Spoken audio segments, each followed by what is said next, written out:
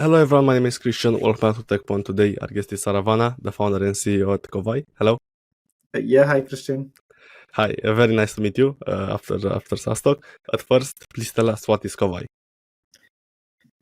Okay, Kovai is a multi-product B2B SaaS company. So we have 4 different products under Kovai.co.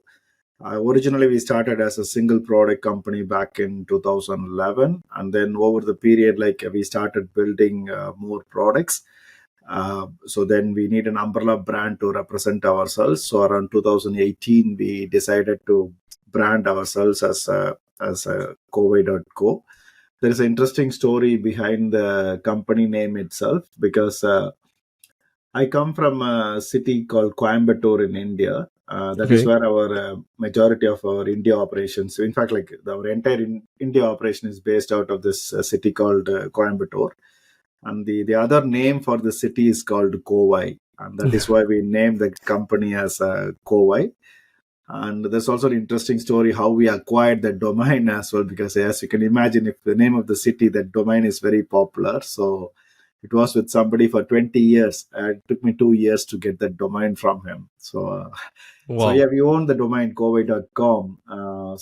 But we, even though the company is called kovai.co, we use kovai.co as the main domain, but still we own the .com as well. So the .co, we wanted to differentiate between the city and the company. So we added kovai.co at the end. Okay. Again, there is a story why we did it. There is a company in the UK, insurance company called confused.com. So it's always represented as confused.com. You don't say what is the name of the company, confused, right? Yeah. So it's always confused.com. So in the same way, I thought, okay, people shouldn't confuse. Okay, is The it city. Yeah. Coimbatore the city or the Yeah. company? So we always represent it as Kovai.co. I know you in your introduction you said Kovai, but when we speak to people, we always represent it as Kovai.co. Okay. Is the representation of the company. Thanks for sharing that, and sorry for No that. problem. It's We that just was learned why and the history behind it. I'm curious to know what was your first product that you built. okay. The first product was called BizTalk 360. It's a very niche product.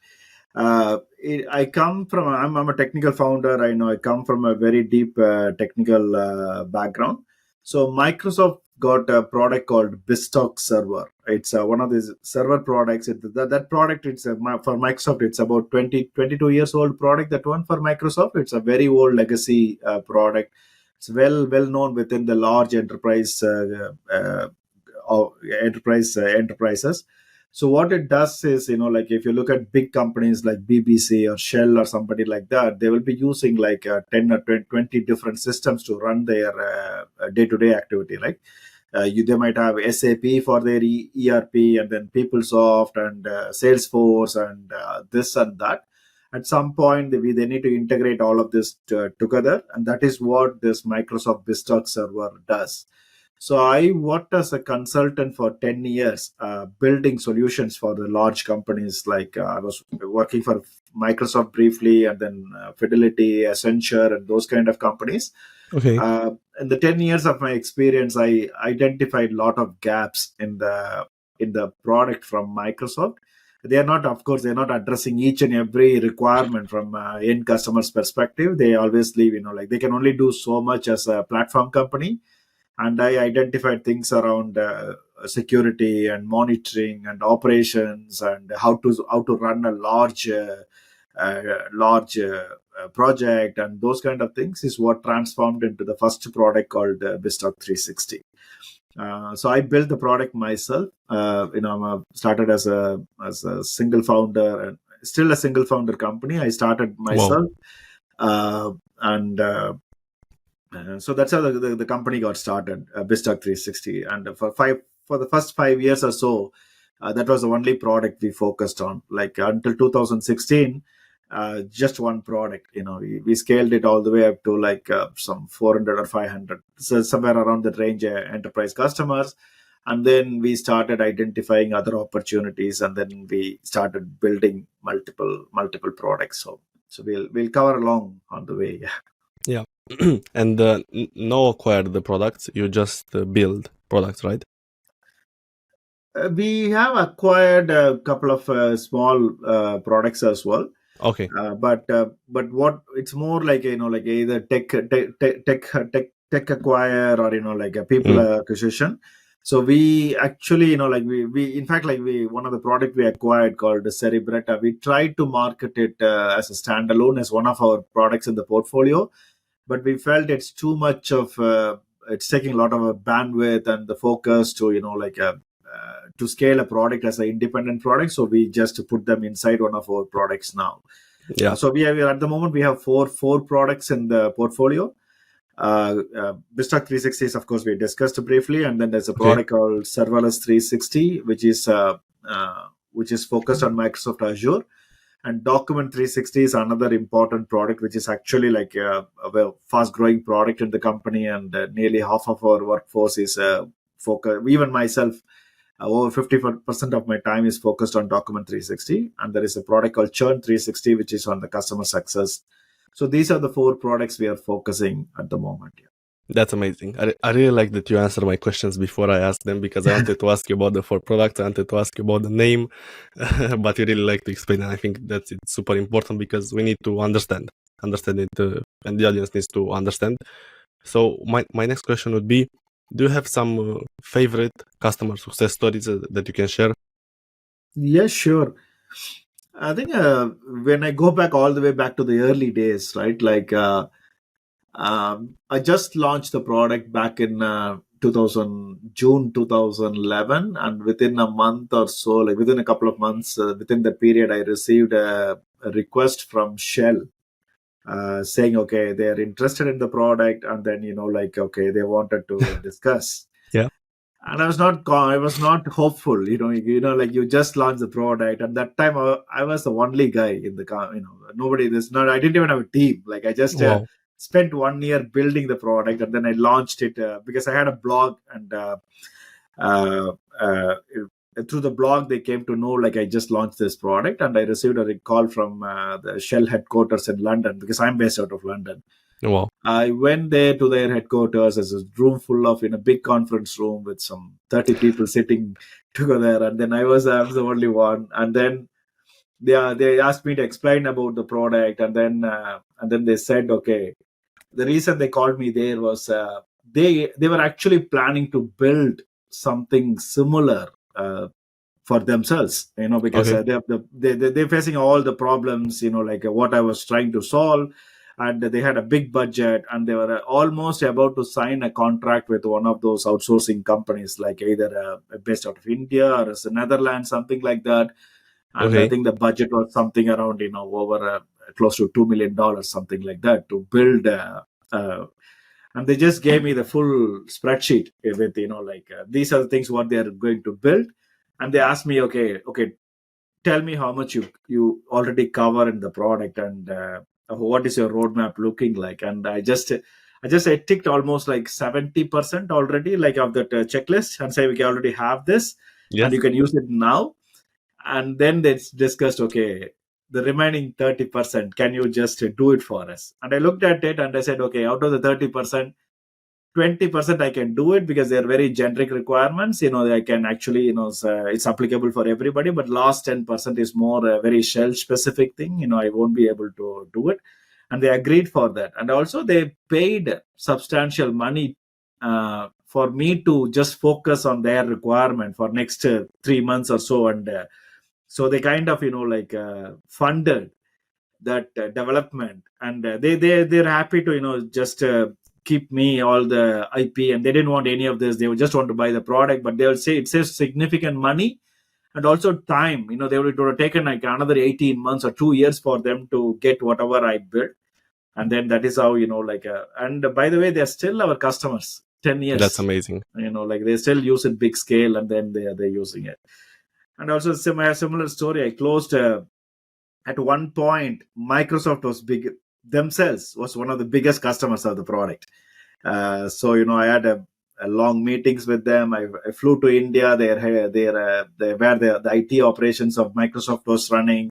Okay. And I did a demos and this and that, and then they were big because now they moved to cloud, so they don't use this BizTalk anymore. But at one point, they were actually one of the biggest customers in terms of revenue and the scale in which they are operating. So of course, today we are over like 2,500 customers across all the products. There's a lot of interesting stories.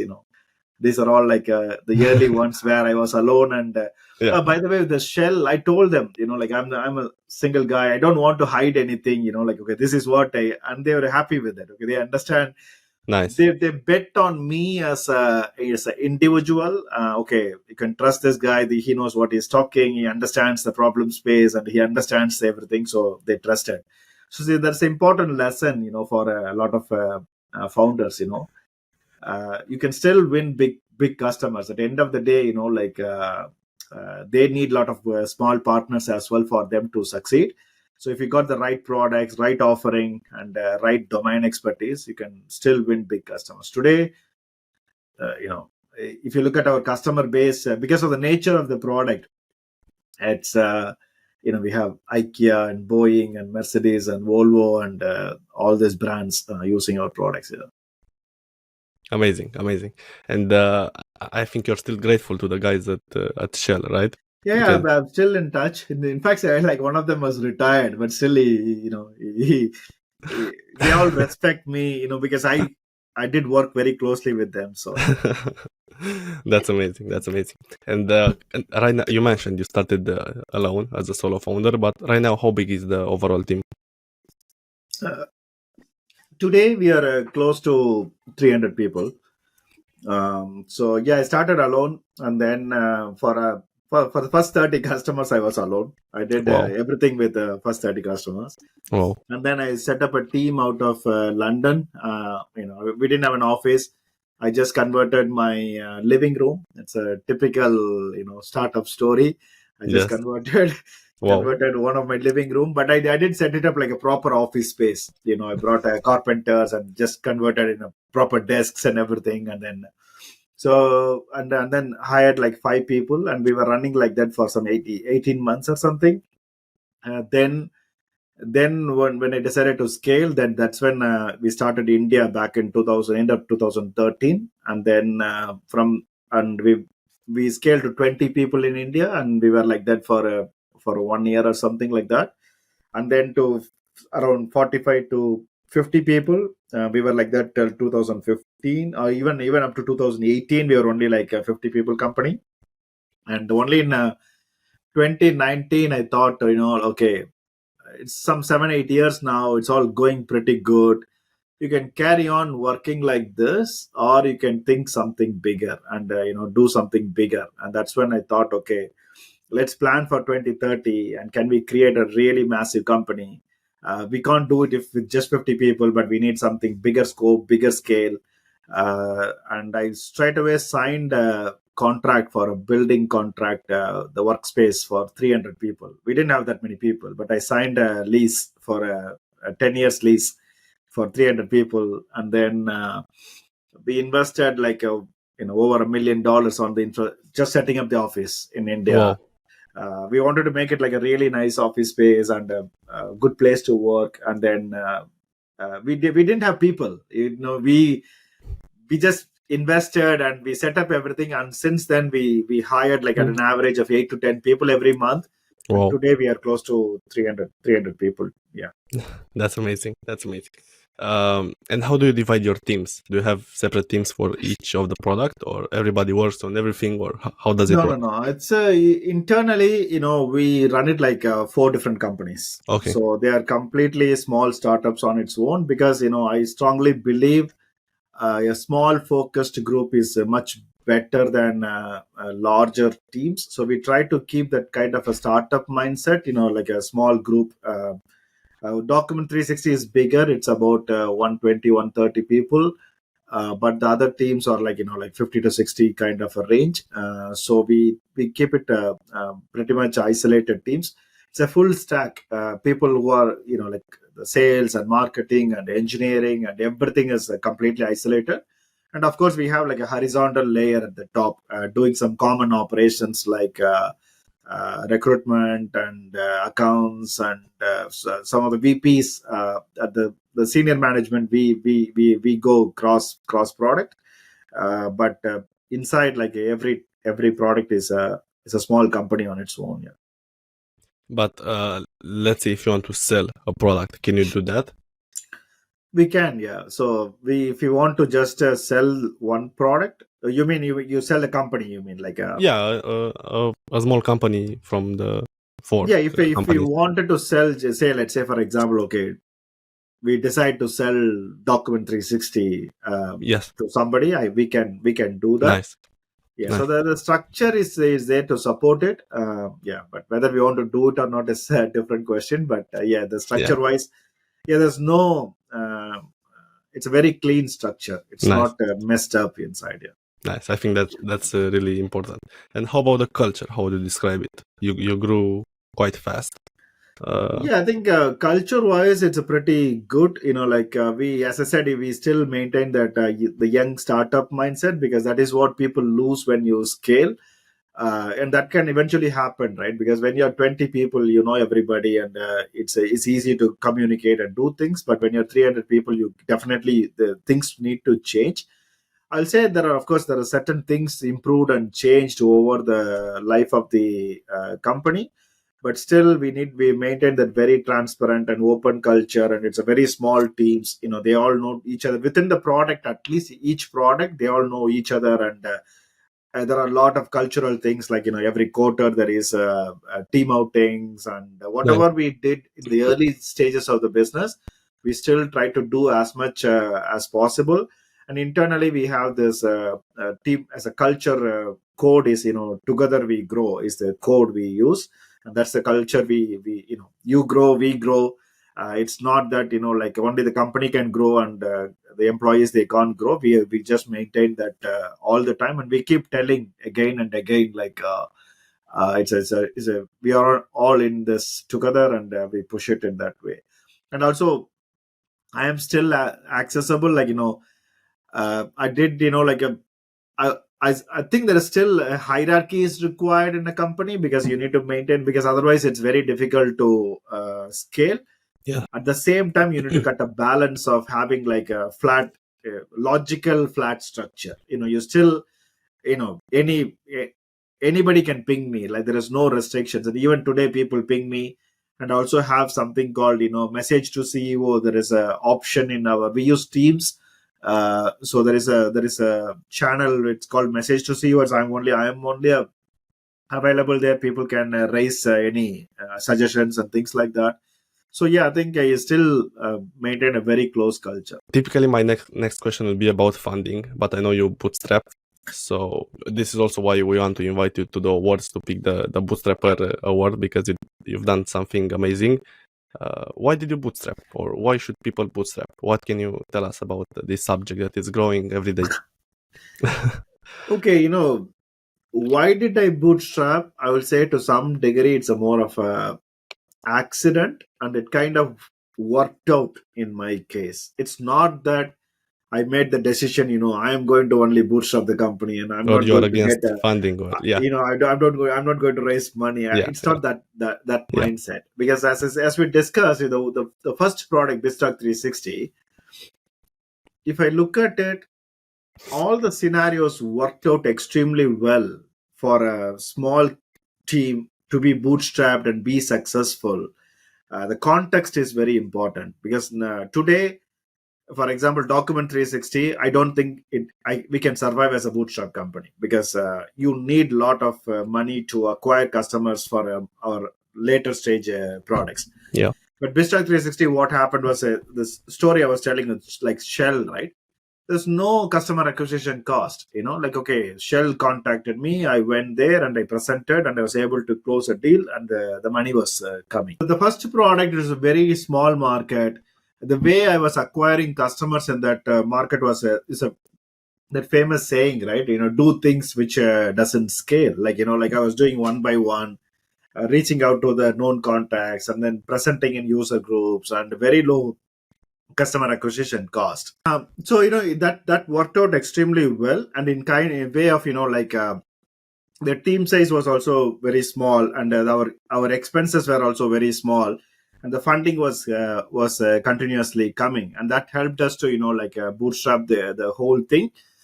And the second thing is that product, even if I wanted to raise the money, I couldn't have convinced the investors, because not every product is investor friendly, because Yeah. Okay. investors, from their mindset, the TAM should be extremely high. The you need to have at least like a $100 million business to start with, and there's a lot of things need to tally if you're going for an investor route. Probably I could have taken some small angel investments or seed investments if required, but there was no necessity for us. That's why we were able to do that.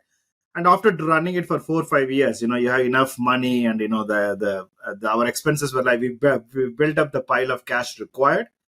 And today we operate more like a funded company. There's a huge marketing and sales spend on the products, but all the funding is coming from our customer money. We reinvest it back, and then do it. I think, to answer your question, some of the things, don't if you're starting now, don't make up your mind, I'm going to bootstrap. It's better to bootstrap, but bootstrapper journey will take time.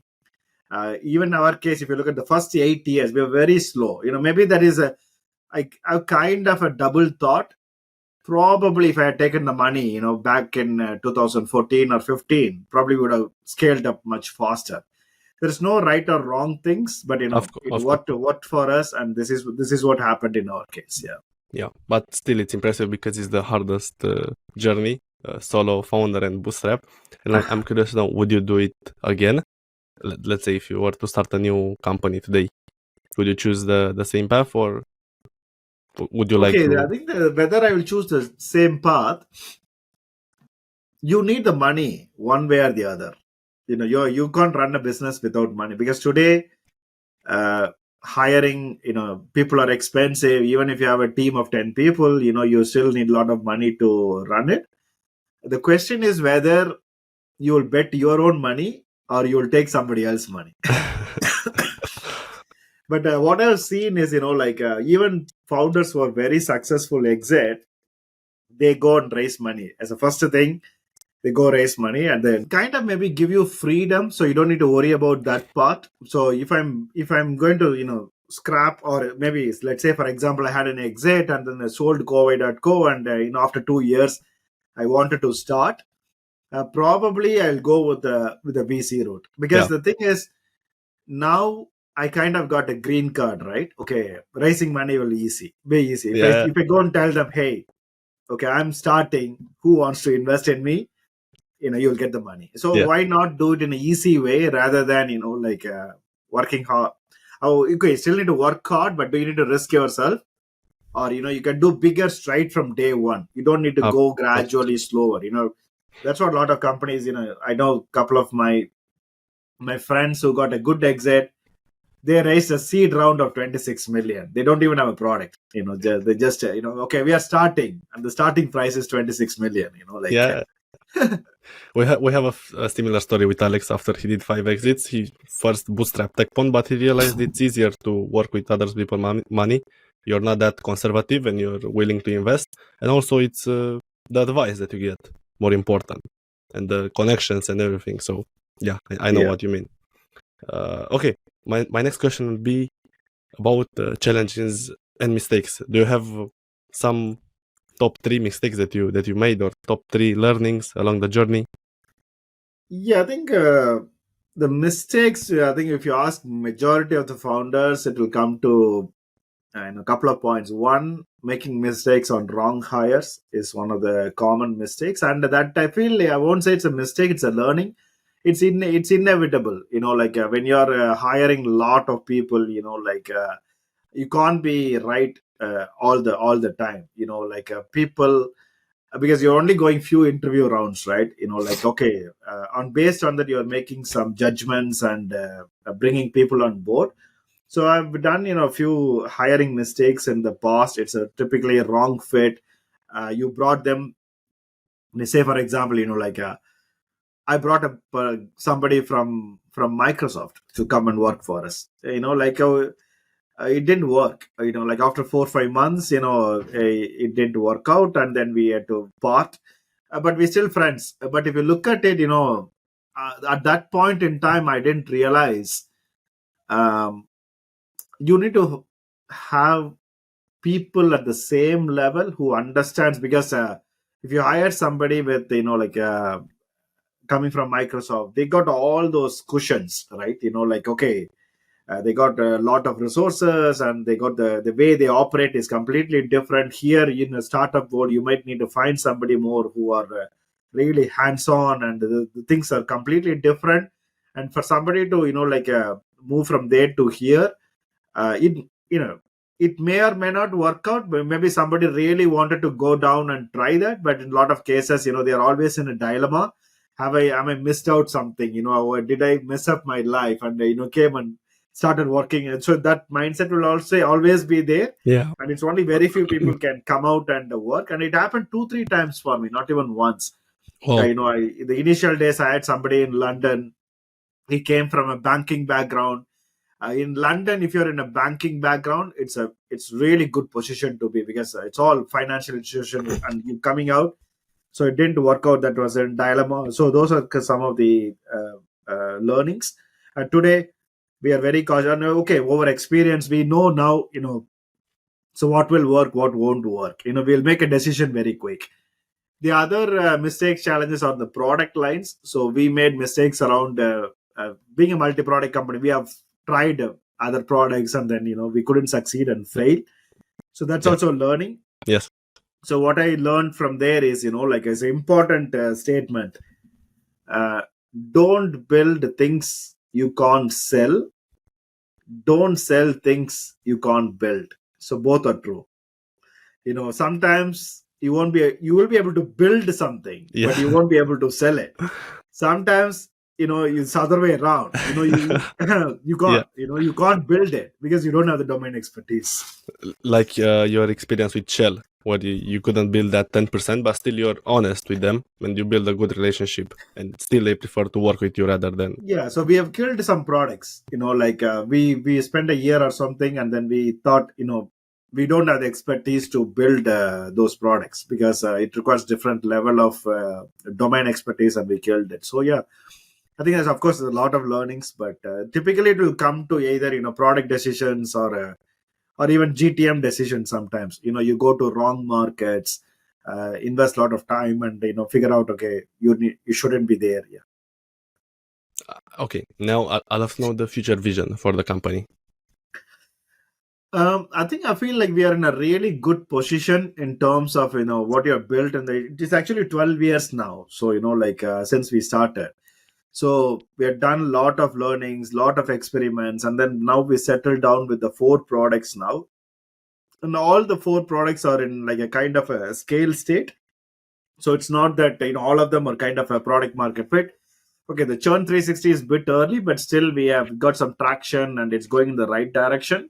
So now our focus is going to be, how do we make all these products bigger? Like, Document 360 is going pretty fast. So, we are acquiring customers like, Midjourney and Airtable. We have a lot of traction going on. So all of us are, bumped up in terms of, like, there's a, we are looking at the 2030 timeline, like, can we create like like a $1 billion company out of 2030 is a bigger vision. We are okay. That is a more materialistic vision, but still, the potential is huge, and all the products can scale pretty fast, and that is what we are focusing at the moment. Yeah. Awesome. And now we arrived at the last part of the podcast, that is a bit about yourself. So I'm curious to know, how does your day-to-day look like as the CEO of the company? You're also spread in so many teams. So No, I think mine is completely different. I of think course. I've started, no, in the sense, like, it may look like there are a lot of things happening, but I was very conscious in the past couple of years how I wanted to spend my time, and like, not to get bombarded with firefighting mode. And because I feel you can't, as a founder, that is what I like kind of give advice. If somebody asks me, like, you need to make sure you are working on the business, like not inside the business as much as possible. Yes. My schedule is very, open. In fact, the the confirmed working time is only 1.5 days a week. So Mondays I have all my management meetings. I have 7 direct reports to me. So my Mondays are only that 7 meetings and nothing else. So I have scheduled from morning to evening. And Tuesday I spend half a day with the Document 360 product. I still spend a lot of time on the product side.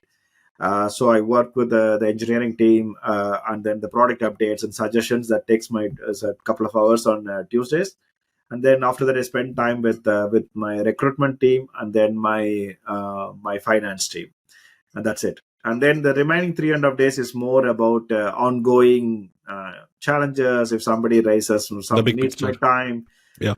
it's more like on the fly, like suggestions and this and that. So I spend a lot of time building the team and building a lot of bringing good people on right places.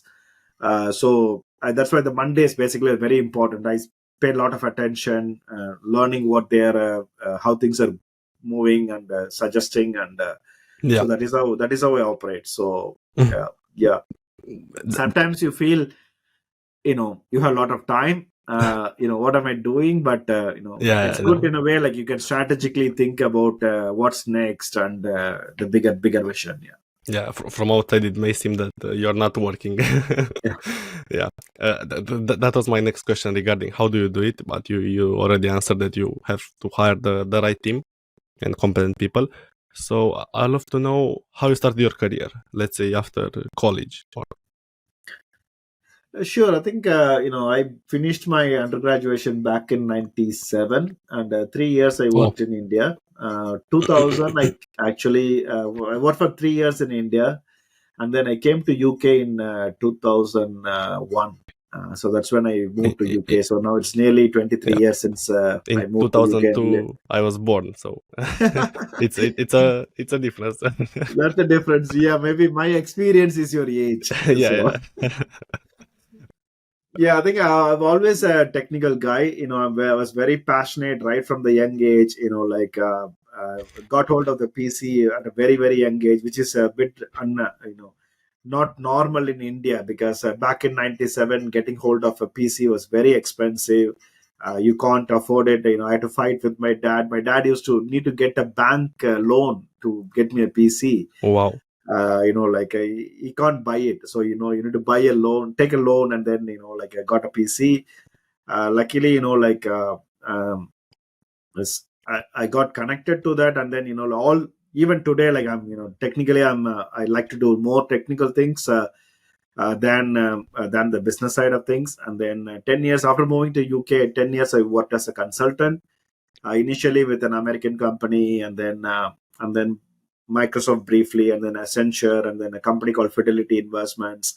So that 10 years period with my experience on that particular technology is what transformed into the first product, and then gradually, the growth of COVID had go after that. Yeah. Amazing, amazing. And what would be your best piece of advice for a starting founder? Let's say that's just after I college. think the one piece of advice is, things take time. You need to be patient.